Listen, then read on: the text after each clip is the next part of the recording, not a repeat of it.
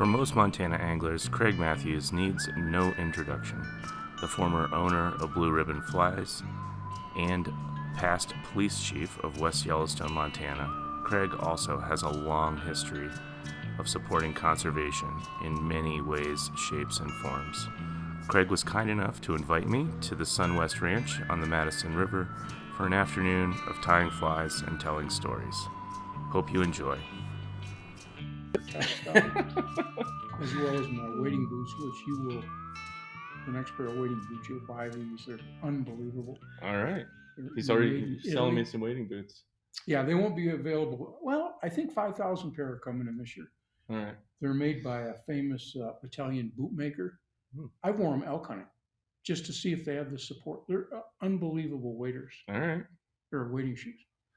Well, welcome to the next issue, or I guess the latest episode of Rappin and Rappin, which is my sometimes video podcast where I hang out with people, we tie flies, and just have conversations, usually oriented to the flies and where we're fishing, but also just conservation in general. And so I'm super honored, of course, to be here today with Craig Mathews here at his ranch on the Madison. It's a lovely day outside, and we're going to tie a few flies. And that's about it. So yeah. What do you want to tie first here? Well, you know what we're going to do? We're going to tie a couple of patterns that probably very few people have seen before. They're going to be featured in our new little book that Yvonne Chenard, the former owner of Patagonia, Mauro Mazzo from Italy, and it'll be published later this year by Patagonia Press. Awesome. And we're going to use pheasant tail. The premise of the book is tying flies with pheasant tail. I do the dry fly section of the book. Cool. Yvonne does the soft tackles, and Mauro does the nymphs. Oh, that's awesome. So we'll tie a couple of flies using pheasant tail material. Right on. Well, pheasant tail is one of my favorite materials to use. I use it on just about all my trout flies in some way, shape, or form. So, and it's so readily available, and there's not a lot of dry flies that are tied with pheasant tail. That's true. At least available. But when you look at a pheasant tail feather, and of course you can't see without magnification, but every one of these little barbs, every one of these fibers has a frilly nature to it. And if you don't treat it, it'll sink. Mm-hmm. But if you treat it with floating, it sucks up floating. It floats like a cork. It's durable. And we'll talk about that as we go along. We'll tie, a couple of mayfly emergers and probably a caddis or two, and maybe even a midge. The parachute pheasant tail is probably my favorite fly. I actually won the one fly contest for numbers, not for size, on that fly. On the parachute? A couple falls ago. Yeah. So, that thing is That's one of my faves. And again, it's just such a great material. And when I tie most of these by braille, I can't see a thing anymore, but we'll give it a shot. Simply you start your working thread, and this I like to use either Semperfli or Unithread, Semperfli 12.0 or Unithread. I'm pretty into that Semperfli thread. It's pretty awesome. That's good stuff. Pheasant fibers, what I'll do is I'll cut off, I cut off 3 of them, between 2 and 8. Most times you see too much bulk when fly tiers tie flies. They use too much material. Notice we're not going to put a shuck, or we're not going to put any tail on this fly. If you watch these emergers, and I was watching these huge fish on Oco Spring Creek a couple years ago, and I'm nose to nose with these fish. I'm literally from this fly that we're tying to my nose, to my eyes, this close in the weeds watching them. And these big fish were coming up, and they were sipping these emergers that had a wing caught in the shuck, or that had, they don't look necessarily symmetrical like the way terrible. We always tie them. So what we'll do here is we're just going to take the pheasant tail fibers, and again we have like 2 of them or 3 of them, and we're going to carry that forward about halfway up the shank of the hook, and then we're going to tie this off with our working thread. And at the same time, I'm going to go back, and I'm going to, with my thread, X through those fibers. And everybody says, oh my God, that thread's going to break. I've never had it break ever. And I've used this fly pattern so many times over the years. So that just kind of helps you, bind that down a little better. Totally, Make it a little more durable. Makes it a little bit more durable. Actually, a lot more durable. For the wing, I will use, you can use Zelon, you can use Parapost. Today we'll use Parapost material. And I'll use one strand for size 16, 16s and 18s. And I'll purposely tie it in fairly short, like such. And you can trim it even shorter if you want. Mm-hmm. Several wraps of thread just to secure it, okay? And then I'll trim the butts, but I'll leave a little tag end of it just to give a little bulk. A little bulk and a little floatability. That Parapost material is treated. It does not soak up any water. That's right. And now we're just going to dub forward either with superfine. Today I'm using Trout Hunters PMD dubbing. Easy to use, floats very well, and comes in the right colors. And you know, while I was laying there in the weeds watching these fish, I was watching 3 big brown trout, all of which were over 20 inches. And they were taking these, they would not take a fully formed dun. Fully formed dun with upright sailboat wings, they wouldn't even inspect it. But every one of these flies that was crippled, that was impaired, that had wings askew or a shuck attached or laying over on its side, they were taken right at the tip of my nose. I used to use the trash impactor a lot. Do you remember that one? Yeah, sure. Yeah, I used to use that one pretty frequently when fish were kind of being picky like that. Oh, they can drive you nuts sometimes. And you know, they got a brain the size of a pea. I know. That's what's so awesome about it is they just still outsmart me on an almost regular basis. They do me a lot too. And you know, you resist all temptation to trim it. A lot of guys are sitting here trimming and yeah. Don't just leave these fibers go, because when you watch these insects emerge, some of them look like a mess. Some of them look like a piece of wet tissue. They're just laying, you know, awash in the surface film, and that's what fish are keying on. You know, these are not flies that you brag about in your fly box, but let the fish be the final judge. That's just a little mayfly emerger that and super simple, and you can crank those out. You can crank out, you know, 30 seconds and you're done with the fly. Yeah. The next fly we'll tie is, I think, one of the most effective emerging caddis patterns known to man. And it came out of my old fly shop in West Yellowstone. John Jurasek and I, a former partner, and I worked on this one forever. And turns out simpler is best. You know, we tried all kinds of material for the body and the shuck. And the shuck is very important to add on this fly pattern. Is this like more of a Mother's Day imitation or more of a summer? Actually, we could tie a Mother's Day imitation. Here we go. We'll tie a Mother's Day imitation. You know, I'm a giant Gary LaFontaine fan. Gary was the best. Yeah, he is my hero of heroes. So when Gary saw this pattern, he kind of got that smirk on his face and said, "That ain't gonna work." And by the end of the evening, Gary went, "God, that fly really works. That fly really works. Let's figure out exactly why." That's right. Well, the idea came from a single emerging caddis that we noticed in our seine up by Reynolds Pass Bridge one night. It was a hydropsyche caddis. It wasn't a Mother's Day. It was the tan caddis that's so important for about 6 weeks on this river right here, the Madison. Same on the Clark Fork? Yep.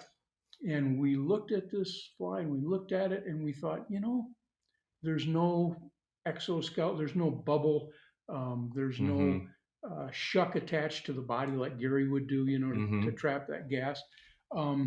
It was a deformed caddis that was trapped, had one wing trapped in the pupil shuck. Yeah. And this is so easy to tie.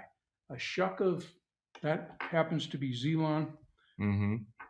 You're going to get sick of me talking about pheasant tail, but I'm going to use pheasant tail for the body on this fly, because if you look at most emerging caddis are this color. They're kind of a dark brown, and as soon as they hit the air, they'll turn to either amber or bright green or olive for a short time, and then that even dulls up. But I'll take several fibers, maybe as many as 6, of pheasant tail, and I'm going to wrap those fibers forward to form the body. Now notice how bulbous this body is compared to the mayfly body. And the reason being, of course, is caddis bodies are much more thicker, fatter, if you will. Yeah. I'm going to rib that just with my working thread. That becomes the body.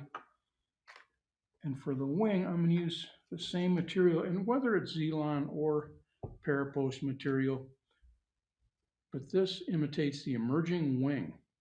And this is really important. I'll just fold it over like such. Yep. And I'll put it over the body, that little loop of the material, try to line it up with the beginning of the tail at the end of the body.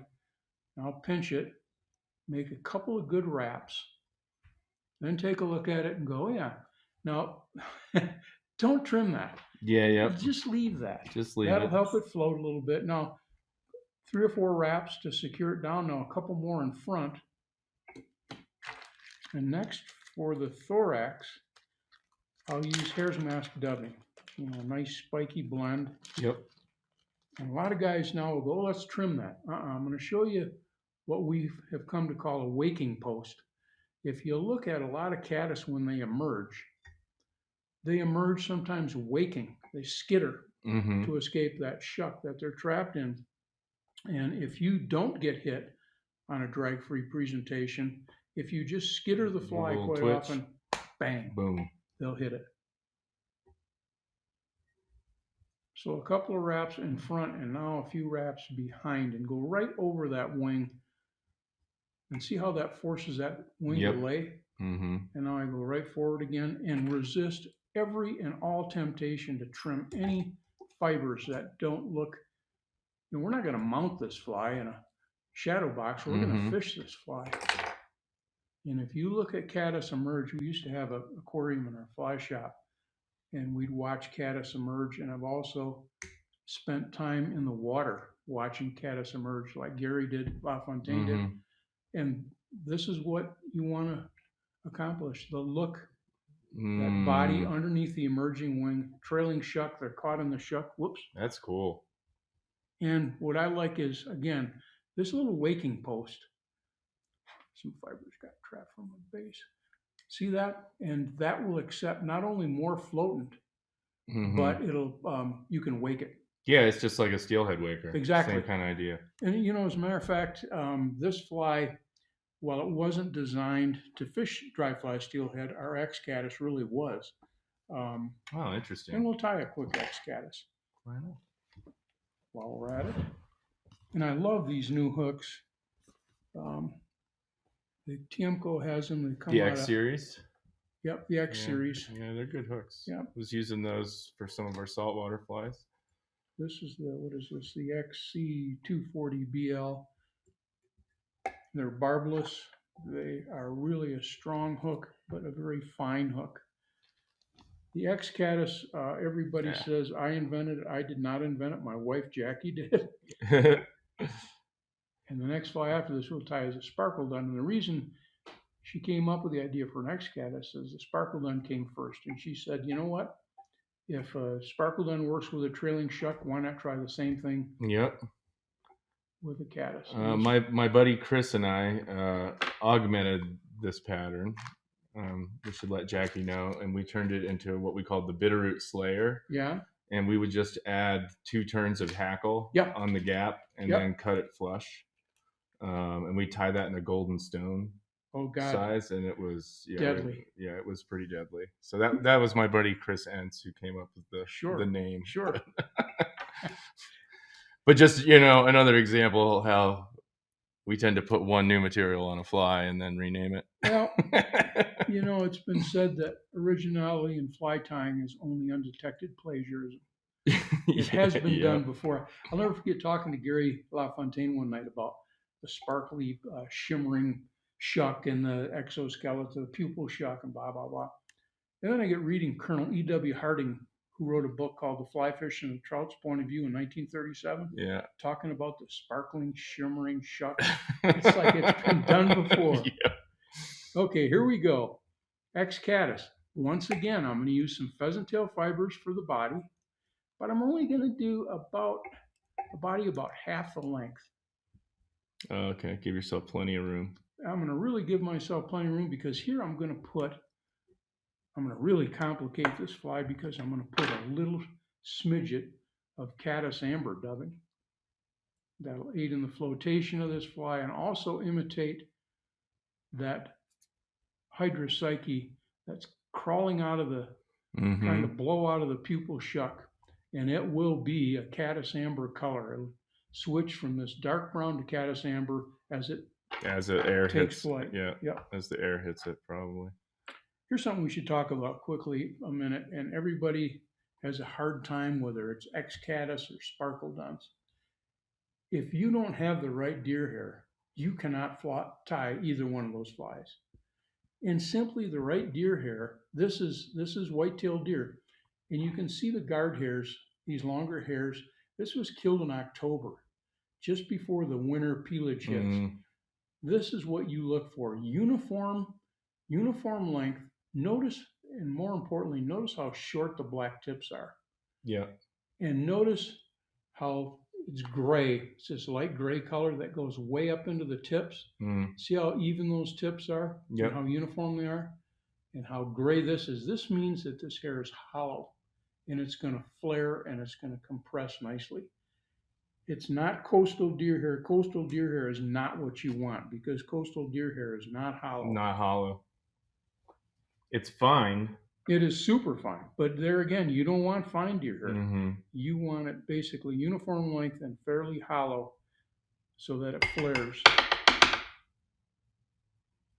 Okay. Stack it. Sometimes the hair is so perfect you don't even have to stack it. See how fairly uniform that is? There's one fiber here. Yeah, you gotta I should follow my own advice. I shouldn't even mess with it. Just leave it there. Don't be so picky. Now watch what happens. Can you see the butts? Yep. Now watch when I pull down. See how it jumped? Yep. If it doesn't do that, you don't have the right deer hair. It's just going to sit and spin around the shank of the hook. What I like to do now is wind a few wraps through those butts. The butts, yeah. Next, pull it out of the way and whip finish. You know what?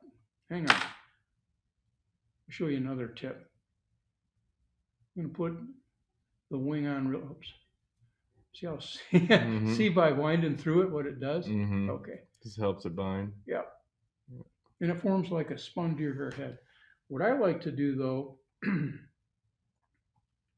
this will save a lot of time when you're tying. Again, I'm not even going to stack it. If you find deer hair that's fairly uniform in length like that, 1, 2, pull down, and now wrap through those butts, pull it back, get in front, and now just whip finish. Oh, that's cool. It saves you the stacking part of it. And whoops, well, everybody does that, right? Including me, probably more so than others because my hands are so rough. That's cool though. I've never really thought about wrapping it through it like that. You wrap through it and it's measured so you get the proper, and now we're not sitting here messing around trying to trim those butts. It's pre-trimmed for you. Yeah, cutting to size is usually the right way to go. Yep. Awesome. That's the X-Caddis. Let's see, I've tied 2 of those flies before, and I learned a bunch about how to tie them better awesome. There. We're going to do one more. We got to do a sparkle dun. Is that okay? That is, I mean, I was hoping that was going to be on the list. So. The sparkle dun, I'll tell you how we came up with this. Much like the first fly that we tied, the emerger, we're having a heck of a time on the Henry's Fork. This is 40 years ago. We cannot fool those big selective feeding rainbows. And we get in the grass right at the crossover fence, and we're nose to nose with these 3 big rainbows feeding like wolves right in front of us. And we had tied some emerger patterns and some stillborn patterns that Carl Richards and Doug Swisher had in their book Emergers. That worked okay, but they used duck quill segment for the trailing shuck that the emerging mayfly was trapped in. But we noticed laying there in the grass. John and I are talking side by side, and we went, "Look at that! See, you can see that sparkly shuck, and you can see the shuck attached to a leg or attached to the rear end, the abdomen, or attached to a wing." And those were the only flies, the only naturals that the fish were keying on. Anything going down with perfectly formed wing, they wouldn't even look at. So back to the device, and a guy named Jack Mishlovich from Phoenixville, Pennsylvania, I know Phoenixville. had a fly shop at that time. Mhm. He had a material called sparkle yarn. Yep. And it wasn't Antron, it was a poly yarn that sparkled. And we began using that for a nymphal shuck. And I'll never forget Ernie Schwiebert one time pulled up on the Henry's Fork. It was raining, and we were catching a fish or cast. It was embarrassing. And Schwiebert watches us and walks up to the overlook there, and he goes, "What in the hell are you guys using?" And we walked up and showed him our first really crude sparkle duns with that trick. And he went, "I can't believe it." That fly was, and to this day, it remains such a deadly fly, and it's so easy to tie. And there's no beads on it. No, there are no beads on Isn't it. that weird? Okay. To begin with a sparkle gun, you want to lay a little bit of a foundation of your working thread. And the reason being is if you don't lay that foundation, what's going to happen is the hair is going to spin around the hook shank. Mm-hmm. You want something that's going to bite that hair into the shank. Next, you trim off a little clump of deer hair. And everybody says, "Well, how many fibers?" It kind of comes with a little bit of practice. Once you tie a dozen sparkles, say 16 sparkle ones, you're going to know the next, you're not even going to look. You're just going to cut off the right amount of deer hair. I usually try and get it usually has to fit at least within the hook bend. Yes. My rule when it's flat. And if I flatten it in my fingers, that's usually like that's a good rule. And once again, notice, I can't stress this enough. I don't know if you can see, there's no black tips really. They're just so short and fine black tips, but then coarse deer hair behind. Mm-hmm. And notice we could tie, this piece of deer hair could tie size 22, maybe even a 22 sparkle dun. Wow. Because it's that fine at the tip. That fine at the tips, and then it gets coarse here. So I could maybe even tie a 26. Wow. And I used to love it. Guys would call on the phone and they'd say, "I got to get a piece of deer hair." And I'd say, "Well, what are you going to do with it?" And some of them go, "Well, what's it to you?" And I said, "Well, I want to find the right piece of deer hair for you. If we can get a piece of deer hair that's going to tie a sparkle dun, then you're ahead of the game." So tell people what you're going to do. If when you call your supplier, make sure you let them know what you're going to do with that deer hair. Okay. Sorry. Here we go. 1 loose wrap, 2 loose wraps. Now watch what happens. Pull down, see how that deer hair pops. If it doesn't pop, it's just going to sit and spin around the hook shank. Mm-hmm. Make a couple more good tight wraps. And now kind of trim this off on an angle. Don't let go of them before you trim. No, don't let go of them before you trim. Okay, shuck. A lot of people will tell you it really makes a difference, the color of shuck that you use. Well, being in the fly fishing business for, God, I don't know how many years, over 40 years, we used to have guys come in that were totally colorblind, and they had no idea what color material they were using for the shucks. I had a guy come in, and I said, "Well, that's mayfly brown is what you really want, Lynn." And he goes, "Oh, that's not what I use." And he brought his flies in. He was using red, but he thought he was using brown. Yeah. I'm blue-green colorblind, so I frequently have those issues. Sure. I'm always asking my wife, I'm like, "Is this what I think it is?" Now take the shuck material and butt it up to the butts of your wing. And then carry this. What I like too about this hook is it kind of has a downward bend down here, so it almost imitates the mayfly caught in the shuck, and the body still dragging in the. Mm-hmm. Now, this is really important. Don't use your dubbing to force the wing up. A lot of guys say, "What I'm going to do now is dub and just pop the wing up," because if you do, The next day you go to your fly box, open up, all the wings are going to look just like this. Yeah. So don't use the dubbing. What I do now is I stand that wing up, and this will really help. Take the wing and divide it in a third or a half and make a Ooh. wrap. Okay? Good idea. Next, take the entire wing and make a couple of wraps. That wing now will flare nicely 180 and it will never come forward. I never did that before. Yep, that's a just really good tip. make that extra, take that extra step. Now, a super fine or another suitable dubbing material. Semperfli K-Pock is awesome for this. And just kind of be in the ballpark.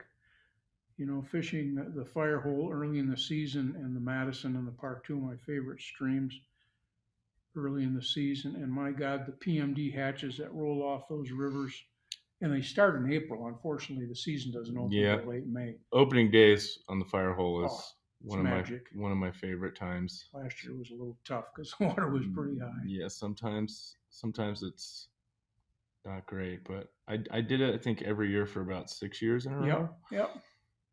Josh still goes every year. He does. Yeah. Okay, and here's another one. Leave a space. That fiber's going to drive me nuts, and it shouldn't. Leave a space behind the wing right now. So it has a little space. Well, go forward, fill that heavier thorax, and now go back and fill that space. Then go forward, almost like we're going to figure 8 around the wing with our dubbing. Now this fiber here, you go ahead and trim that off. But if you figure 8 dubbing around the wing like that, it will just add in the durability of your fly. And there's one fiber right there. With a mayfly, I am a little bit fussier. I will trim if anything is bothering me. I'll trim a hair out of the way, but pretty much that's it. There's a little hair right there, but there's mayfly imitations you can use, right? And it's so easy, so simple. There's a couple of flies that we tied, and that's awesome. And they'll work. That's awesome. Thank you so much for sharing that with us. I mean, I've just tied these flies for a long time, and every one of those flies, I learned something new about how to tie them better. That's good to hear. So yeah, it's really interesting. I used to love to tie. We always tied at the shop. We had tying stations at the shop, and you get little kids that come in and they sit there, and pretty soon you teach them, or they're self-taught, or their parents taught, or they took a class. Anyway, the next day you always say, "Bring me a fly that you tie," and the next day they'd show up, and you say, "Can you tie that fly?" And they tie it, and you'd go, "What did you just do?" You can learn from even young kids. There's always these little kinks that people have. Yeah, I am a big believer in beginner's mind in angling in general. Totally. And there are fish that you can. There's a fish on the Firehole River, a brown trout, that it took me 19 days to fool this fish. 19 days during fall betas, this a few years back. Every day at noon, I would leave the shop and go in and fish to this fish. And this is no kidding. I finally hooked this fish, and I'm just going crazy. I'm screaming and yelling. And I thought I didn't have an audience other than me and the fish. But some guys that I knew were downstream, and they come running up with their cameras, and I bring this fish in, and they go, they said, "Can we measure that fish?" It was 10.5 inches long. I fished to that fish for 19 stinking days before I finally got it. And what it was micro drag. It was just one of those things. Just weren't in the right position or something. Most of the time it is drag. It was feeding right ahead of a little stall, and that would deflect the fly around it and drag it. And I finally got it right on the money, and it took. Wow. I'll never forget that fish. Never in a million years. Yeah, I mean, I think we're kindred spirits like that for sure. Yeah, I've done similar things. I had a fish on the Blackfoot a few years ago that I couldn't catch with clients, and it took me all season, and I finally caught him. And he's like a 15-inch rainbow trout, and I made the guys take a photo of me holding this fish, and they're like, "Why are you caring?" I was like, "This thing drove me crazy for the last 3 weeks." And I finally got him. And not only fish, but elk or deer or whatever, birds, whatever whatever you're after. Sometimes they can just drive you to drink. They outsmart us, Hmm. and maybe it's not outsmart us, but they do a job on us. And we should probably talk a little bit about some of the conservation Yeah, I was about stuff. to say. I was just I was like saying just about to say let's kind of transition. Tell me a little bit. I mean, I know. I mean, it's such a long history, and I mean, geez, we could talk about your history and conservation for probably a week straight. But Well, some of the stuff that I'm most proud of is when you look across the river here, across the Highway 287, and you look at what we used to call Seagal's Wall. Steven Seagal used to own that, and my good friend mm, Roger Lang, when he owned it years ago, the first thing he did is put a conservation easement on it, on 20 some thousand acres with the Nature Conservancy and with Trust for Public Lands. And I was involved in those easements. And $3 Bridge project that everybody said, you can't do that. There's no way you can get this done. And by God, we got you it did. done. We were so lucky to meet the right people from a conservation standpoint. And right now we're in a kind of a rocky time, I think. There's some issues, politically, and I don't want to get into politics, but you look at some of the stuff around here, and whether it be pollution. One of my favorite groups to work with right now is Cottonwood Environmental Law Center because they're working so hard on pollution problems on the neighboring Gallatin River. Hmm. Pharmaceuticals that are being leaching into the snow that are finding their way into the river, treated sewage that's going through ripped liners in the sewage pond. And it just amazes me that not only anglers, but homeowners and residents of Montana, they have to get involved, I think, more Hmm. and support groups like that. And Trout Unlimited, look at the fights that TU has gotten involved with. Yeah, I mean, you've got the big one on the Smith right now, and I Yeah. mean, I think we know it's not over yet, but we're feeling great about that. And I mean, one of our projects that we're working on right now is trying to figure out a way to keep the grayling alive Mm-hmm. in Upper Red Rock Lake. Oh man. And just so many different things. You're right. I mean, there's just so many different things to do. It's hard to know, where to direct your energy. Yeah. And that's one of the things I think we're trying to do is not overwhelm people. I think it's easy to just always ask, say, this is going wrong, this is going wrong, this is going wrong, but really like, how can you direct your energy in the most beneficial way Yeah. possible to make You have to change. prioritize. We have a lot of people that have helped us from a funding standpoint, and that was their big issue: bang for the buck. Where do we put our money? I used to love it. We'd have customers that would call us, and one in particular comes to mind. He'd call us every Christmas at the end of the new year, or at the end of the old year, going to the new year, and he said, "I got $500,000. Where am I going to put it?" And you would go over the projects with him. Another resident of West Yellowstone who now there's a family foundation, and they do a lot of work down here, and it's so much fun working with them and arguing in the case. We got to work on this project and this project. We can't work on them all. Hmm. Thank God there are people that I don't want to work on that one. I want to work on this one. So there's enough to go around, but it's just public awareness, and I think we have to really stand up um, and speak up. Of course, like Rick Bass says, a fellow Montana author, you got to Hmm. learn to speak up a little louder and more frequently to protect what we love about this state.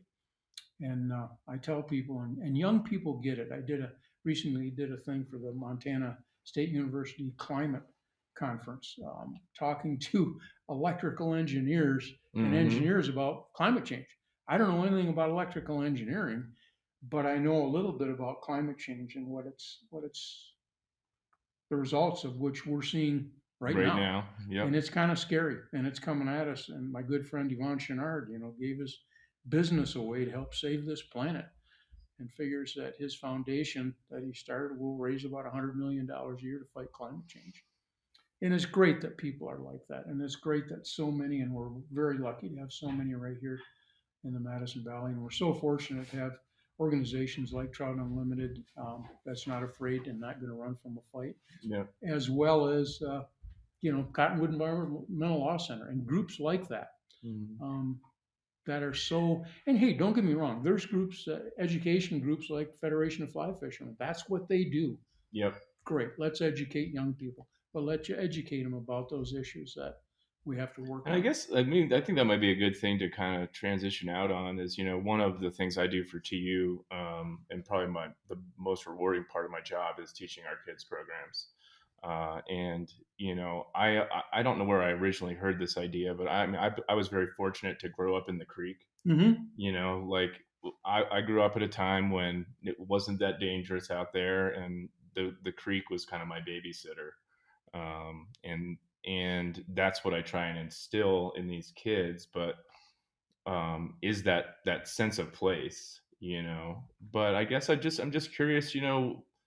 What would be your advice to somebody like me, or to some of my kids? Like, looking back on your career, are there things that you could tell them that would maybe help inspire them or help them, get past some of those road bumps that I know you've gone through? Recently, we went to the Heartland. We went to Iowa State University and Coe College, right in Iowa, and Mm-hmm. talked about agriculture, certified organic ag certification, water usage, climate change, and Mm-hmm. they actually had security there because they thought somebody was going to come at Come, us. yeah. But you have to, you know what? I'm an old guy. If somebody takes me out and I'm talking about something that I'm trying to protect, that's okay. But we have to, again, we have to learn and we have to instill in kids. My grandparents and my parents did speak up for what's right. And this planet is right, but there's a lot of things wrong with it. And there's a lot of things that continually go wrong with it. And we have to learn to fight for this planet and fight for each other if we're going to live on our home planet.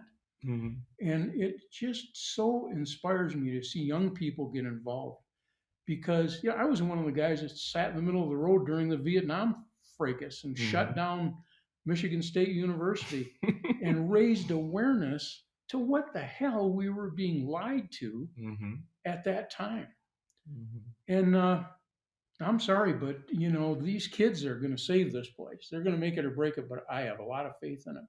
And we have Mm-hmm. to teach them to learn to speak up, to learn to speak louder and more frequently, like Rick Bass maintains, Mm-hmm. to protect. Here I sit, I've got 4 miles of the Madison River that I'm so fortunate that run right through our place. And I look at what's going on here in terms of just the amount of pressure is scary. And the Mm-hmm. number of dead fish you find during the course of the Mm-hmm. year. Air exposure, you see guys hanging on to fish for a Mm-hmm. half a minute taking photos. That fish is dead. Mm-hmm. We have to learn to take care of our resources, I think, a whole lot better. But we're starting to learn that, and young Mm-hmm. people they're going to Yeah, be I the mean, ones they're that definitely, I think, smarter than we were. totally they So, get it. yeah, Yeah, and yeah. they're getting more and more involved with climate change. I'm not saying we have to sit in the road Mm-hmm. like we did Yeah, yeah. 50 years ago, but by God, we have to hold people's feet to the fire, Mm-hmm. and we have to change things. Use our Oh, wallets appropriately. use our wallets. Don't be afraid to give. Again, when $3 Bridge Project was up and we're struggling, we got $250,000, and I'm going to Trout Unlimited groups and everywhere from Cleveland to Grand Rapids, Michigan to Atlanta, Georgia, all over the country. Little kids coming up and giving me quarters and dimes and nickels, and their parents giving us $20,000. Mm-hmm. But here we are, and we're struggling, and I'm beginning to think, man, I don't know if we're going to be able to save this. Mm-hmm. But then I'd stand on that bridge and I'd look and I'd go, my God, can you imagine rooftops every 10 acres? The destruction of wild trout habitat, no trespassing signs. Yeah, we have a good stream access law, but it sure is nice to be able to walk 50 feet up from the river. Man, it's just one of the most fun places to fish in the Yeah. world. Wild trout management in Montana was born there. Yeah. And here we are, and I'm thinking, how are we gonna save this? And this guy walks in the shop and he goes, "What are you guys trying to do?" And I told him, and we started working with him, Hugh Zackheim from River Network, who is now Western River Conservancy. And all of a sudden, boom, we got a done deal. We Mm-hmm. had $250,000 to get an option, and then we thank God for Bob Banana Graham, who owned $3 Bridge Ranch and Elk Meadow Ranch, came up with the money. And from there, we built on that. Mm. And we went to the Olive Ranch, the neighboring ranch upstream of $3, and said, what do you guys got to have? And they said, well, we need about $1 million. So we get a hold of Trust for Public Land. We make it a project. We get that one done. Then we go down here to Sun Ranch and we get this put into an easement. Then we go down to Granger Ranches. The Longhorn Ranch was the first conservation easement in the Madison Valley back in 1984. Oh, wow. My friend Herb Wellington put that in an easement with MLR, Montana Land Reliance.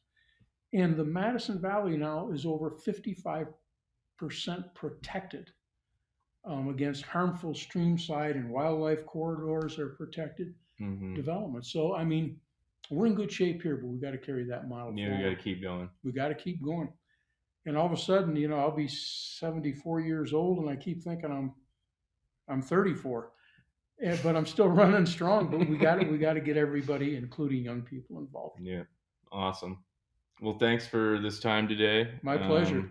I don't know what we're gonna do now. We might go down to the river though. Yeah, we'll go down and look at the river a little bit, see if we can find a rising fish or something. But thank you so much, Craig, for My letting pleasure. me hang out with you, and this has just been awesome. So thank you. Really appreciate it.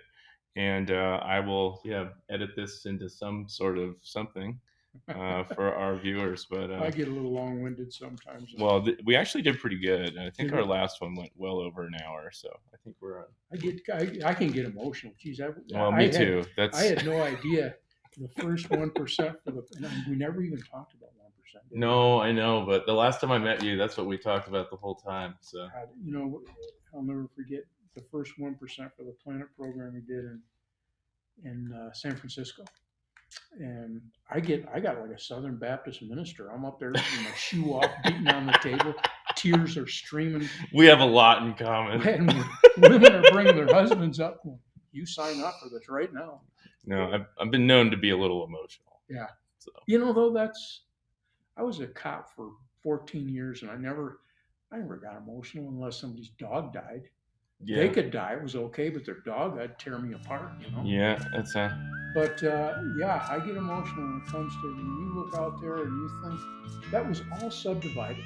There were over 200 home sites, roads scheduled to be, and it's like, holy shit, and now you have to look at that. Isn't that terrible? It's pretty nice. Yeah.